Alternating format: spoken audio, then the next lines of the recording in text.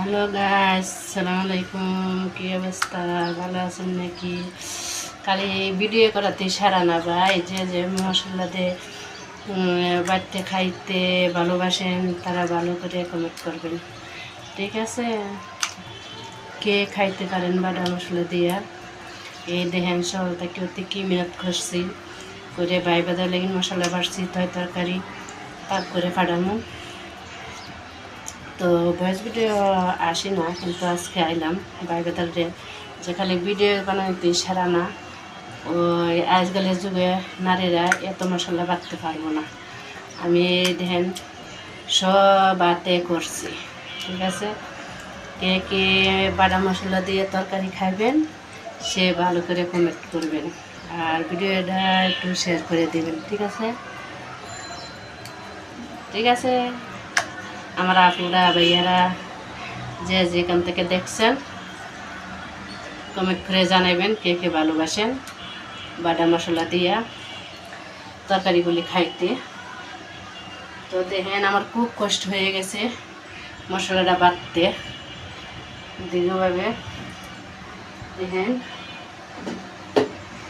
কেতমো, এই যে দেখেন কেতগুলা মশলা বাড়ছি আতে, বুঝছেন? তো দুজকের মায়া লাগে থাকে কি দয়া লাগে থাকে, তো কমেন্ট করে জানিয়ে যাবেন। আর যারা বাটা মশলা দিয়ে তরকারি খাইতে ভালোবাসেন তারারে আমি বিকাশে পাঠাই দিই, ঠিক আছে? ওই দেখেন দেন পুরা এক বাড়ি, দেখছেন? আজকালের নারীরা পারবো এত মশলা বাটতে ব্যারেন্ডের তরকারি খাওয়াইতে? জীবনও পারবো না, ঠিক আছে? আমি বয়স ভিতরে তাই না ভাই, যদি বলতে রেডি হয়ে থাকে তাকে ভাই বোনেরা কাছে আমি ক্ষমাপাত্র, প্রথমে ক্ষমা চাই নিছি। তো কে কে বাটা মশলা দিয়ে তরকারি খাইতে ভালোবাসেন তারা কিন্তু আসলেই কমেন্ট করবেন। দেন আদা জিরা রসুন মশলা খাল গোটা যা ছিল সব এক লগে বাটিয়ে এসেছি, দেখছেন? তো যদি ভালো লাগে ভিডিওটা সুন্দর করে কমেন্ট করে ভিডিওটা শেয়ার দিয়ে দিবেন।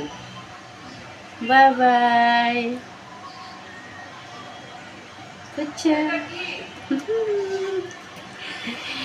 আমি 8 দিন পরে আপনার এই মশলা বাটি, ঠিক আছে? আমি বাটা মশলা ছাড়া তরকারি পাক করি না, ঠিক আছে? হ্যাঁ।